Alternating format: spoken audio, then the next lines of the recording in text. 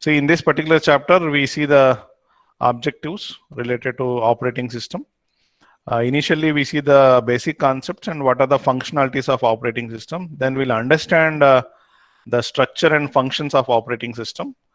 Then we'll learn about processes, threads, scheduling algorithms. Then we'll move on to principles of concurrency and deadlock. Then we'll learn about various memory management schemes that we already said in the introduction class.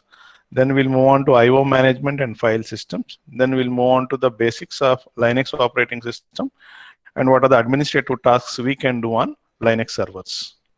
So this is how we are going to discuss the topics. After completing this particular course or whatever it may be, as I said, we are going to learn about various scheduling algorithms. Then what are the principles what we have related to concurrency. Then we see how a deadlock will happen and what are the measures we need to take to prevent the deadlock or to avoid the deadlock. So there we are going to discuss different deadlock prevention algorithms, then avoidance algorithms. And then when we move on to the memory management system, not only we see different memory management systems, but also we compare and contrast all these memory management schemes. Then we'll move on to implementing the file systems and prototype of file systems. Then we'll see how to perform administrative tasks in Linux servers. And then we'll move on to one of the example of operating system, that is Android operating system. Okay. See, when we are discussing about operating systems, the same functionalities may be there in any operating system. But if it is mobile related operating system or system related operating system, few functionalities may be varies. If it is a system related operating system, some functionalities may be more. If it is mobile related operating system, the functionalities may be less. Any textbook you can refer. As I said, we have Galvin textbook. So in short, we call it as Galvin 9th edition. You can refer to any edition. See, the only thing you need to see is the contents you can take from any textbook. Okay, when it comes to your syllabus, refer to any particular textbook, because the examination questions they may ask from that particular textbooks. Whereas the concepts are there, like operating system or design and analysis of algorithms, all the core subjects of computer science, you can refer to any textbook. And also you can refer to different case studies when you are referring to these textbooks. Normally what happens is, when you see the Galvin book, the theoretical part may be good. When you go to the William Stallings book, there may be different case studies or examples may be good. So it's up to the student to refer all these books and take the best out of all these textbooks. So we'll start with this first chapter, first unit, and our operating system course. So this particular chapter introduces what are the different types of operating systems and operating system concepts, operating system services, and what do you mean by a system call, and what are the different types of system calls we have.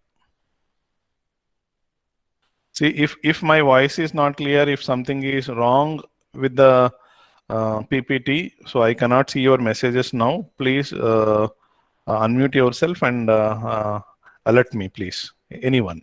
Okay. Right.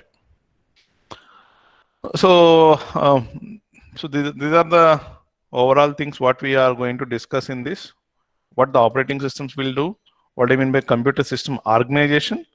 What do you mean by computer system architecture? People think that computer system organization and architecture both are same, but there is a small difference between these two. Then operating system structure. Then what are the operating system operations we have?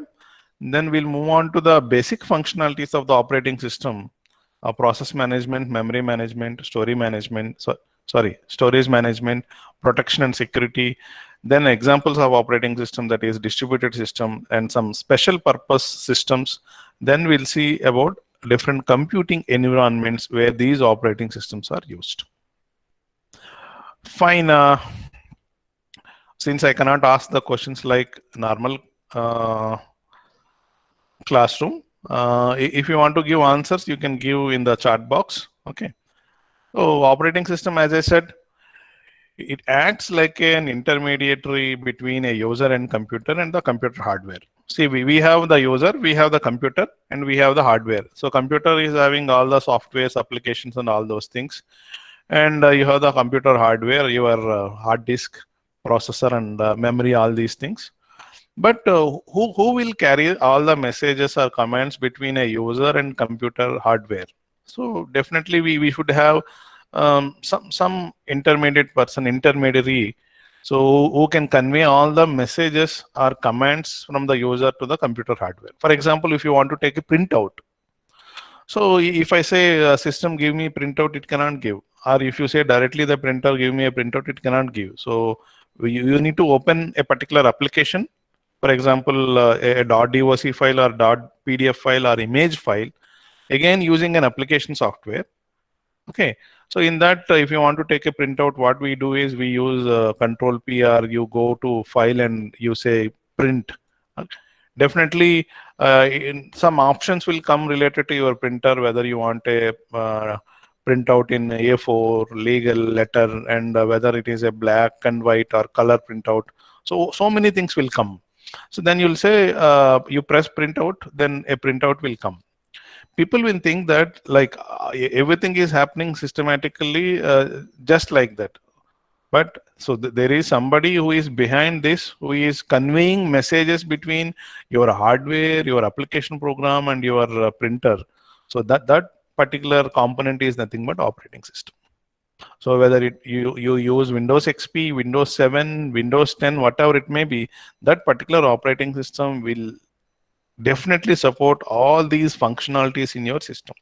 Without operating system, you cannot do all these things directly. You cannot go and take printout directly from the printout. Okay, then we'll see what are the operating system goals we have.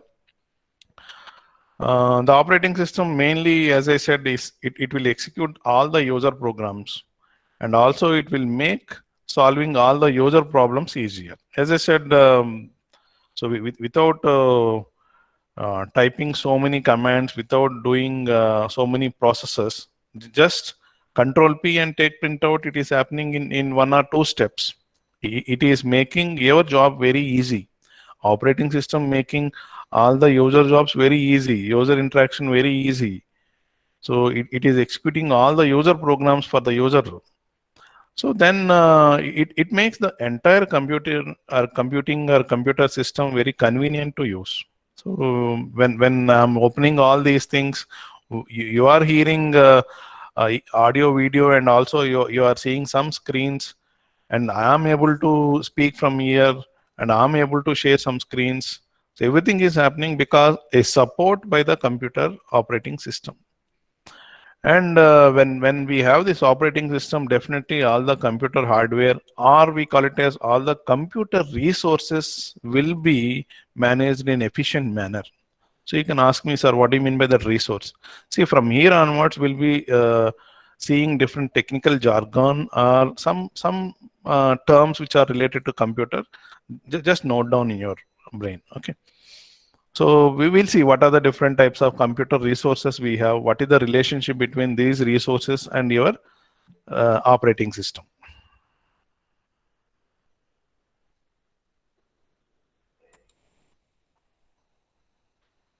Is my voice is clear? Can you see the presentation? Thank you.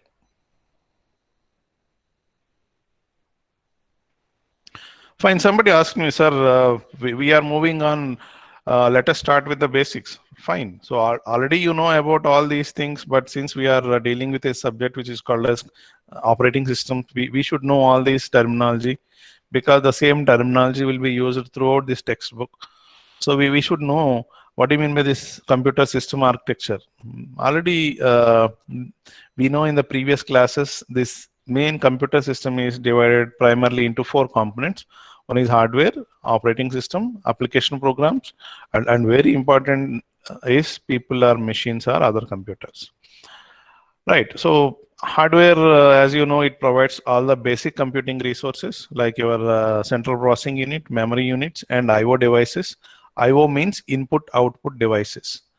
So there are different input output devices which may be connected to your system, and your central processing unit performs all the computing related things, processing related things. Then memory stores all your data, intermediate data, and also the final data. Then comes to the operating system. See, we are talking about the entire computer system architecture. Operating system is a part of computer system architecture. That is why the operating system is here in this list.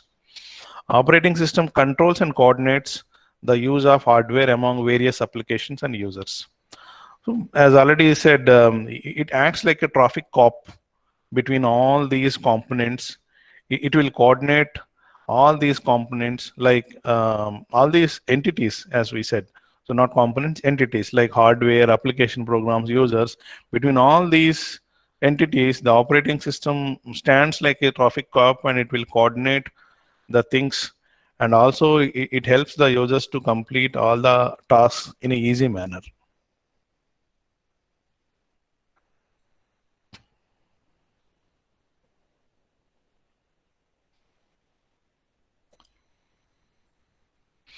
Next comes to the application programs. We know there are different application programs like your Word, PowerPoints, compilers, web browsers, database systems, video games, so many things. All comes under application programs. So take down one assignment, like don't think like it's like an assignment. It's for knowledge purpose. So maybe I'll mention in the Google Classroom these questions anyhow. So what are the different types of operating systems we have? That is the first one. Next one is, what are the different types of application programs we have? Normally we use or you use in your daily routine. So don't copy from your friends, because I'm saying you use. For example, as a faculty, I'm using MS Word, PowerPoint, PDF. Okay, then antivirus I'm using, web browsers I'm using, all these things I'm using. So all comes under application programs. So like that, you should know what are the application programs you are using in your daily routine. Okay, and also you should know what are the different types of operating systems we have. So for example, if you say Windows, Linux, DOS, or whatever it may be, immediately I ask a question: what are the similarities and dissimilarities we have between all these operating systems? Anyhow, we'll see when we move on to the operating system concept in micro level. Okay, I request you people to give these two answers somewhere, right? Okay. So what are the different types of operating systems we have, and what are the different types of application programs we have? So and my request is, don't use whatever we have in this PPT. So no word processor, compilers, web browsers, database systems, and video games. Okay. So instead of web browser, you can use any name of the web browser you use regularly for your purpose. I think you got the point. Okay.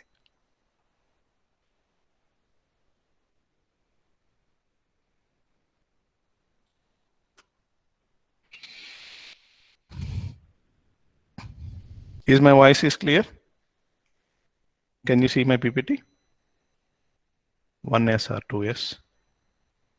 Yeah, we'll move on. Okay. So now we'll see what are the different components we have in a computer system. So maybe, as I said already, you know about all these things, but since the introduction part of the operating system consists of all these things, we should know, because when we move on, we don't say like compiler, assembler, text editor, database system. Okay, see from bottom to top.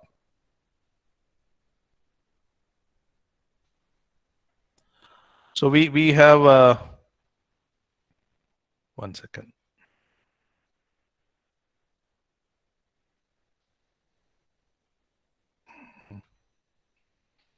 So we have computer hardware. So that is the base of your computer system. Then we have the operating system, which acts like an intermediary between your system programs and your computer hardware. If you see here, the user directly cannot interact with the computer hardware. He cannot. He cannot say that a printer give me a printout, a mouse you move, or it cannot say um, like a speaker just switch on. So he cannot interact with directly to the computer hardware. So we need something else in order a user task to be completed by the computer hardware. For that, we have something called as system application programs. We call them as application programs. Okay. So again, when we see application programs or normal programs or softwares, normally we have two types of softwares: application softwares and system related softwares. Okay. Anyhow, we'll see that. So this compiler, assembler, text editors, your PPT, your PDFs, all comes under this application programs. And again, these application programs cannot interact directly with this computer hardware. They cannot interact. So that is why we have the importance of operating system, which provides like it will translate, which will convey the message of these system programs to the computer hardware. Okay, so whenever user types something in a Word file, so that Word document will be saved on your hard disk. The Word document will be saved on the hard disk. How it is happening? Through an application program called as MS Office, through the operating system functionalities, then it will be saved as something called as a abc.doc or PDF or something else. So that is where we need the necessity. We have the necessity of operating system, where we require these operating systems. Understood? The operating system, anything, whether it may be a Linux, Windows, or DOS, whatever it may be. As I said, the functionalities may be vary, but the main functionality is like they provide a very interactive environment between a user and the computer hardware. Right. Now comes to the operating system definition. So we'll have the textbook definition. So operating system is a resource allocator. Since initially I said that operating system is collection of programs, collection of modules, where each module is having its individual functionality, different functionalities, collection of all these modules collaboratively, we have this operating system. At the outset, I say that operating system is a big program, big software, where we have different modules, and all these modules through the interfaces will cooperate with each other, and they'll be performing different user tasks. So that is the main definition what we have. Continuation to that is operating system is a resource allocator. So it allocates, it manages all the resources to the system. And for example, central processing unit is there, processor is there. Nowadays we have multi-core processors, but earlier we used to have only one processor for the system. For example, two or more hardware components or two or more softwares or programs in your system needs the CPU or memory. In that case, we have only one memory, one CPU, or one resource, for example, one hardware. So there will be a conflict between all these service requests, because they are asking for service. Application programs may ask for the service. In the service, they may request any of the resource which you have in the system. The resources are like memory, CPU, hardware, etc. What happens at the same time, if if two or more processors ask for the same resource, what happens? You cannot give the resource because you have only one resource. If you say the resource as R1 and the processors as P1 and P2, if the P1 and P2 are asking for the R1 at the same time, there may be a conflict in the request. In that case, the operating system will follow a methodology where it will resolve the conflict for the resource request, and it will allocate the resource to any one of these processes.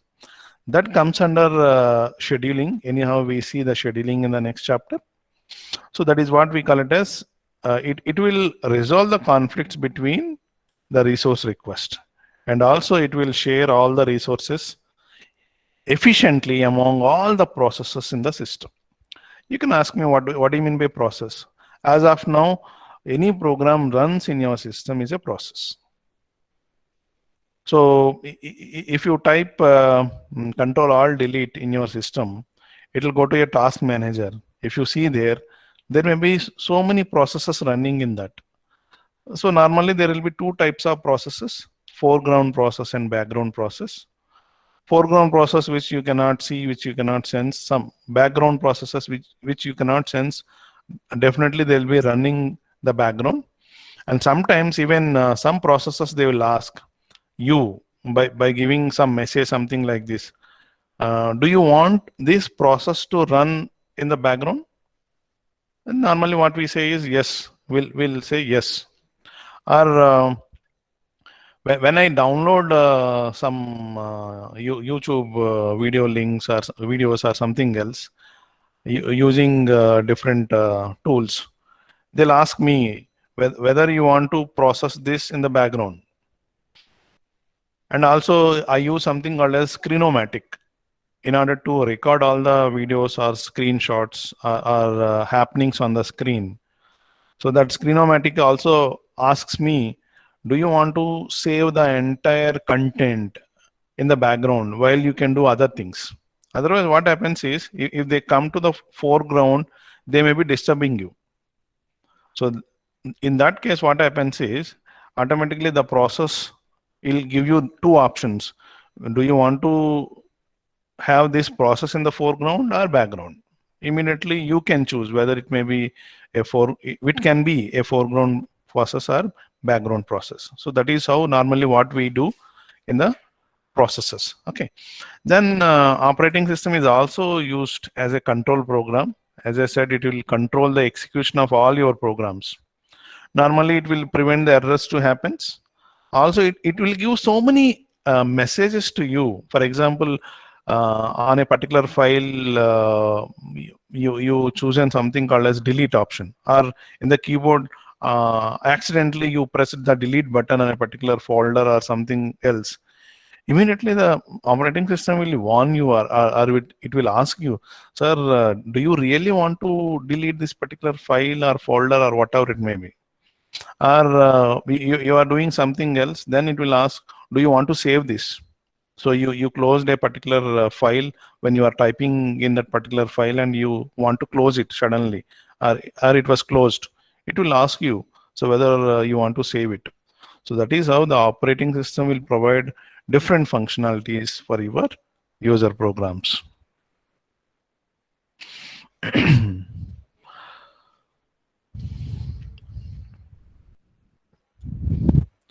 See, as they said, different people will give different definitions. That varies from vendor to vendor. And also, as I said, the functionalities of the support given by the operating system varies from one vendor to the other vendor. But whatever may be the operating system, there is one program which may be running all the time on your computer, that we call it as kernel. Remember this point. Kernel is like the center point of your operating system, which may be consisting the basic functionalities of the operating system. We have add-on functionalities, but the basic functionalities what we have, that may be there in the kernel.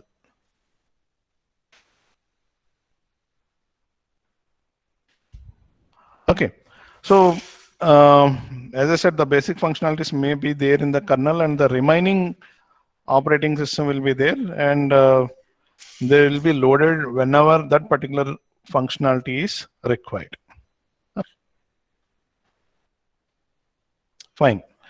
Many people know about this terminology, how the system will be started or the computer startup.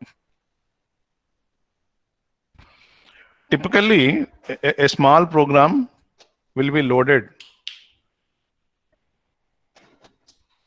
Typically, a small program will be stored in ROM, that is called as read-only memory. is also called as electrically erasable programmable read-only memory, EEPROM, which we call it as a firmware or a BIOS, basic input output system. The basic steps to initiate the loading of your program will be loaded. That we call it as a bootstrap program. That bootstrap program will initialize all the things for the system, just like Kickstart. So initially, your operating system will be ready. All your the basic hardware will be ready to load your operating system. All those basic instructions will be there in the ROM, or you call it as a BIOS. Then you load your operating system. All those instructions will load the operating system kernel. As I said, kernel is the basic or the minimum operating system functionalities what we require to start your system. And automatically the system kernel will be loaded and the system starts executing. It stops where it may be asking your username and password. Once you give the username and password, automatically the system is loaded, and it will give all the functionalities which are related to that particular user, and it will move on. If you see, people think that at any time all the functionalities will be live. No, it's not so. Uh, all the functionalities may not be ready. Whenever you ask for a particular functionality, then only the functionality will be comes into picture, and that functionality related operating system will be loaded into the memory. Remember this point. At all the time, operating system functionalities or modules are not there in the system. In the system means main memory. Anyhow, we see about this main memory and secondary memory. But as of now, I'm telling there will be two types of memories, main memory and secondary memory. In the main memory, the operating system basic instructions will be loaded, and your operating system will be switched on. Then whenever you're asking for a particular functionalities, based on your functionality or asked functionality, on demand, that particular operating system module will be loaded. So this is how the operating system modules will be loaded into your secondary memory. Anyhow, when we'll move on to the memory management concept, we'll see more into this loading, running all your things. Okay. Initially, I said there is a small difference between computer system organization and computer architecture. So your system organization gives all the components which are there in your system organization, like your device controllers, which are connected to common buses, which are providing by shared memory. If you see here, so we have CPU, central processing unit. We have disk controllers, which control all your external disks. Then we have USB controllers linked to all the USB related devices. And then we have the monitor through graphics adapter. We are going to link this, and we have something called as memory. If you see, the memory unit is linked with all these things, the main memory. So data may be flow between CPU and main memory, between hard disk and main memory through the disk controllers, between memory and these things like printer through USB controllers, memory to monitor through the graphics editor. See, sometimes when you want to take a printout, what happens is, even though you you do control P and want to take the printout, the printout is coming or about to come. Though you close the application or though you shut down the system, the printout will come out. Though you shut down the application or you close the application, shut down the system, the printout will come out of the printer. Actually, what should happen when you close the application or when you close the system, the printout should not come. But though you close the system, close the application, the printout will come out of the printer as it is, which you want to print. How it is happening? Anybody can unmute yourself, can speak this. Very good. So there is a concept called as buffer. Okay, the printer may be having the printer is having something called as a buffer. Okay, in the buffer, whatever command already you are given will be sent, and also whatever data you have sent from memory to the printer is stored temporarily in the buffer until your printout comes out of the printer. So even though you switched off the connection between the main memory and your printer, so already the data is reached to the printer and it is ready to get out of the printer. Okay, so automatically the printout will come out of the printer. Fine, thank you. Right. See, already you know one or more CPUs or device controllers connect through common bus and providing access to the shared memory. So shared memory means the memory which may be shared among all these devices is called as shared memory. Remember this point. Shared memory is a memory which may be shared among all the components in the system are called as shared memory. So we have the shared memory concept here. So all this memory will be shared among all these components in the system uniformly. And you can ask me, sir, who will coordinate all these data coming in and out of main memory? So simply our hero, who is nothing but operating system. So the operating system will monitor or will cooperate or coordinate with all these devices with respect to the shared memory concept. Otherwise, what happens? At the same time, if two or more devices want to access the memory, so there may be a memory conflict. Remember this point, there may be a memory conflict. So that is why the memory access will be monitored and will be coordinated by the operating system. Remember this point. So that's what we call it as concurrent execution of CPU, and other devices competing for the memory cycles will be monitored by this. So what do you mean by memory cycle? So keeping some memory keeping some data into the main memory or taking some data out of the main memory. Okay, so all these things called as memory cycles, they will be monitored or coordinated by your operating system.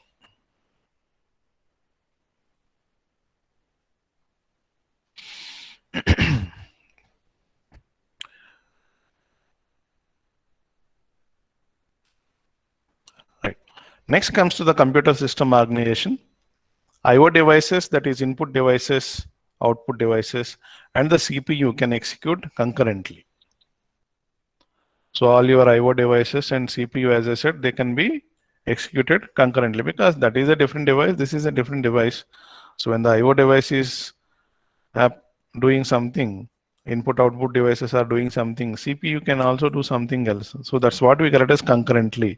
Remember one point, concurrently means parallelly or simultaneously. Remember this. So every device may be having a device controller, which is the in charge of a particular device type. So every device will be having a device control. Your printer may be having a device controller, or your USB may be having a device controller. Your external hard disk may be having a device controller. Your keyboard may be having a device controller. So like this, every device may be having a device controller. So again, you can ask me, sir, when we have this application program, when we have this operating system, when we have this external devices, again, where comes this particular device controller and what is the use of this device controller? Remember one point, this is something like a device controller is like a translator who can translate one language to the other language. So maybe all the application programs cannot understand about that particular device. For example, you have um, MS Office, that is MS Word, PowerPoint, and PDF. So many things which you need to take a printouts. Then you can have printers of different types, Canon, HP, Dell, so on. So from one printer type to the other printer type, all the things may vary. So they may have different commands, different architectures.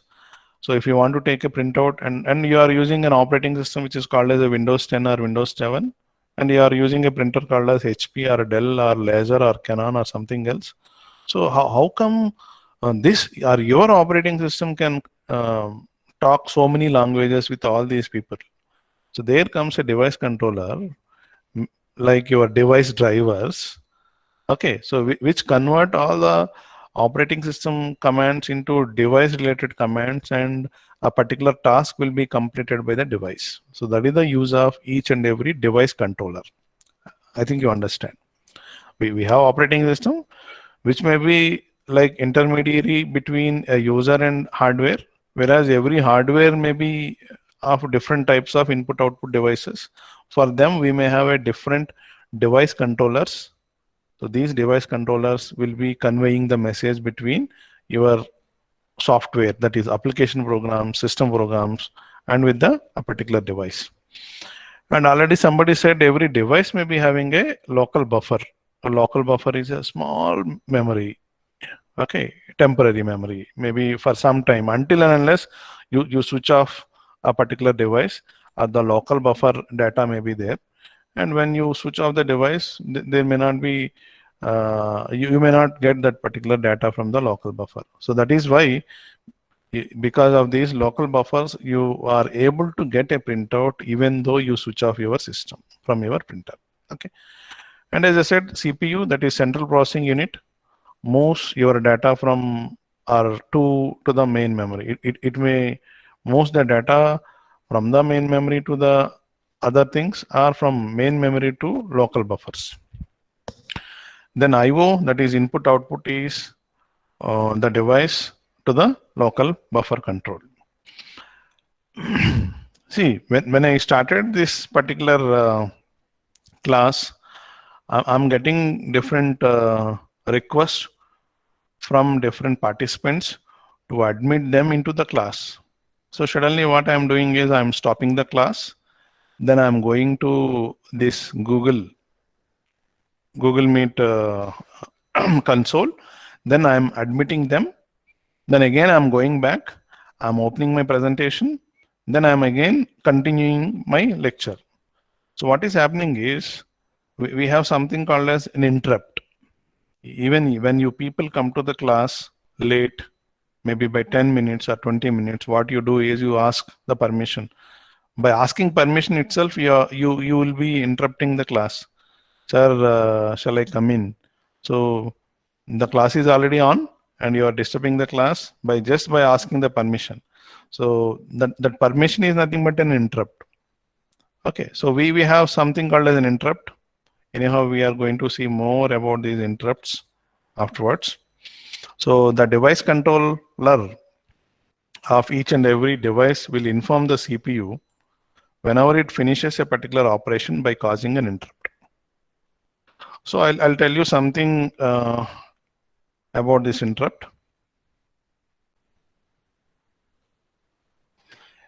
Can you see an empty slide here?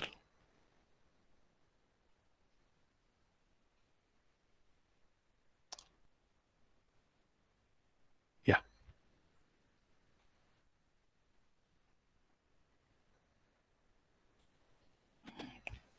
See, for example, these are the instructions. A program is nothing but collection of instructions. So this is program P1 and we have a program P2, right? So what normally the CPU will do is it may be each and every instruction will be loaded in the main memory, because remember, all the programs should be loaded, all the instructions should be loaded in the main memory. Then only it can be executable by the processor. What the processor it will do is it will fetch, for example, this is the main memory. So the main memory is of different parts. So don't worry about all the parts. So all your instructions are here, and the processor, what it will do is it will fetch one by one instruction and it will be executing something like this. One by one, one by one, one by one. It is executing. All these are the different instructions in the program. So these are the instructions in this particular program. Fine. What happened is at a particular moment here, this particular instruction needs some external data which is not there in the main memory. Whenever that particular data is not there, instructions are not there, data is not there in the memory, what happens is we'll refer to the external disk or we'll refer to the IO devices. So these are the IO devices. Fine. Remember, one point here is the I/O devices are smaller than the main memory, smaller than the processor. That means the processor I/O device functionality or activity will take more time compared to the processor memory activities. Between the processor and main memory, the activities may be very faster compared to the processor and I/O device.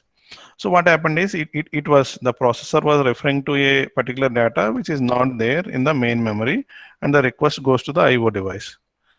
Then I/O device, maybe the hard disk, in the hard disk will search for the data. If it is not there, then the user has to give. One point here is this task may take some time, maybe in milliseconds or nanoseconds, whatever it may be, it may take some time. During that time, what the CPU it will do is, CPU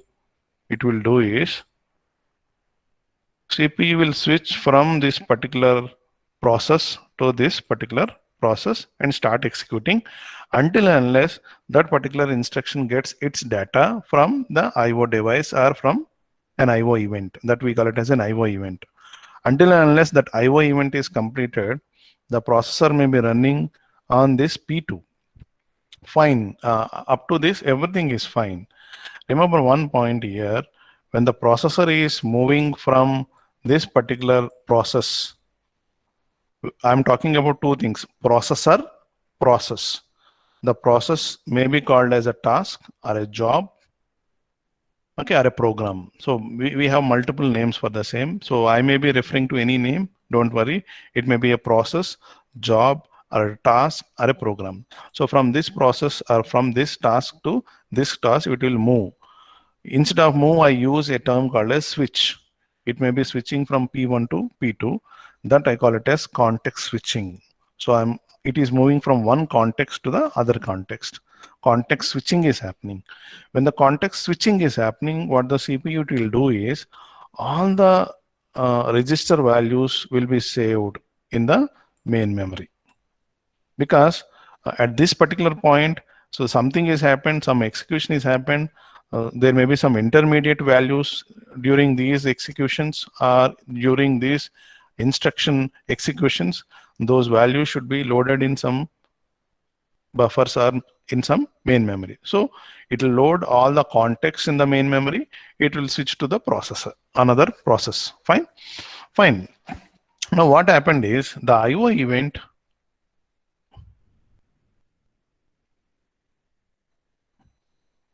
Now, the I/O event on which this array event on which this particular instruction is waiting is happened. That means it got the data, or the data is ready. The data is transferred from maybe the secondary device to the main memory. So now I call it as the I/O event is ready. The I/O event is happened. Now what happened? Now the P1 is ready for execution because it got the data ready in the main memory. So it has to be executed, but the processor is not there. Here it was context switched.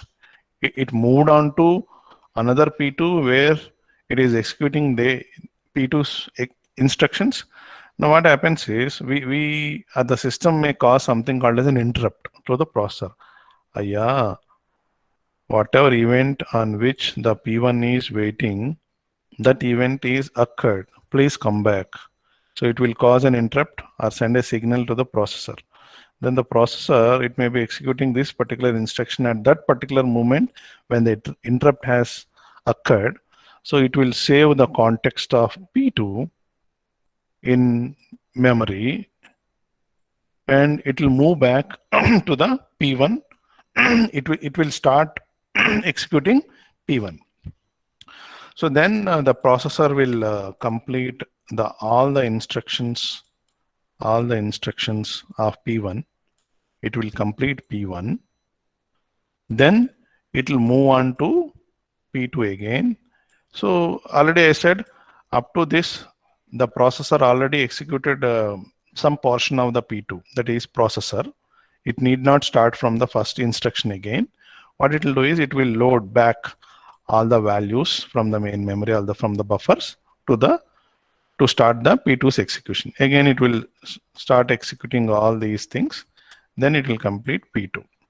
Just for the example sake, I am taking P1 and P2. We can have hundreds of processes in the system.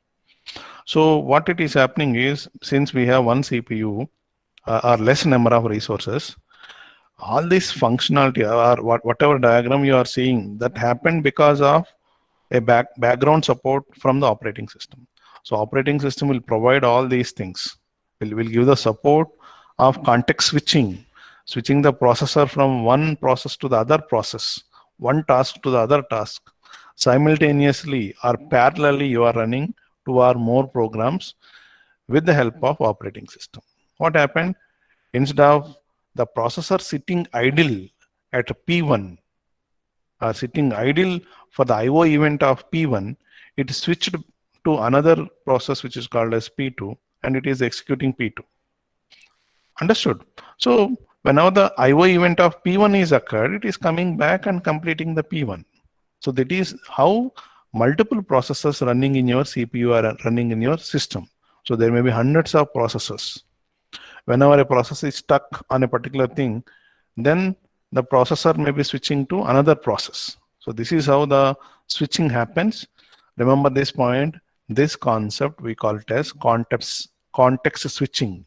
And whoever is uh, bringing the CPU back, that particular alert is called as interrupt. Interrupt is interrupting the processor. Interrupt is a signal from the operating system to wake up the processor to come back to the process P1. Understood?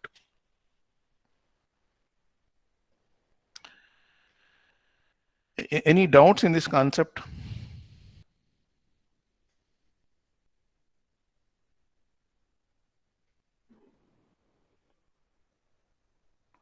When I was explaining that particular concept, is my voice is clear? It was loud and clear?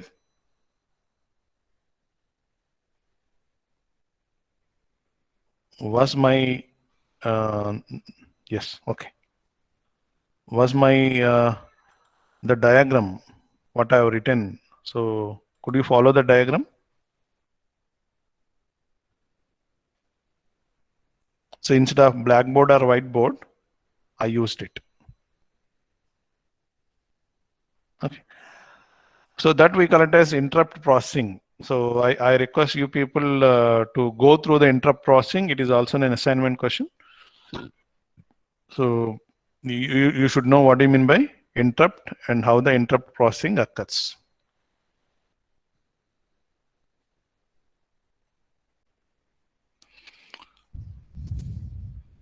Okay, already we discussed about the interrupt. This is the interrupt handling, how the interrupt handling will occur. So the operating system, what it will do is, as already, see when I'm discussing about interrupts, just you remember the flow what we have seen in that particular chart recently. Okay, the operating system preserves the state of the CPU by storing registers and the program counter. So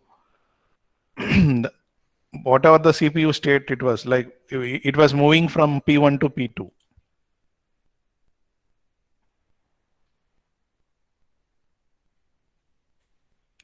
So it was moving to P1 to P2 and coming back from P2 to P1. So that we call it as state of the CPU. So here the CPU was in one state when it was with process P1.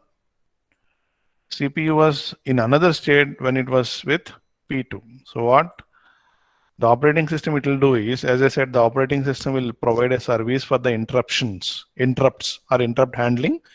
Simply it is preserving the data of CPUs in the storage registers or in the program counters. Fine. So there will be two different types of interrupts we have, and the operating system will determine which type of the interrupt it is. There will be two types of interrupts. One is polling, the other one is the vectored interrupt. In the polling, just it will ask the different in the polling it will ask the different devices whether they are active or not, whereas in the vectored interrupt it will disturb or it will cause an interrupt to a particular device. So there will be different segments of code which may be determining what action to be taken for each type of interrupt. These separate segments of code may be stored in the main memory or in the registers in the program counter, and each and every segment of code will determine whenever a particular interrupt is occurred, what should happen. If it is a polling, what should happen? If it is a vectored interrupt, what should happen? Understood? See, when I'm doing all these things, suddenly system is struck. What I do is I'll press something called as Control Alt Delete. It is an interrupt to the system.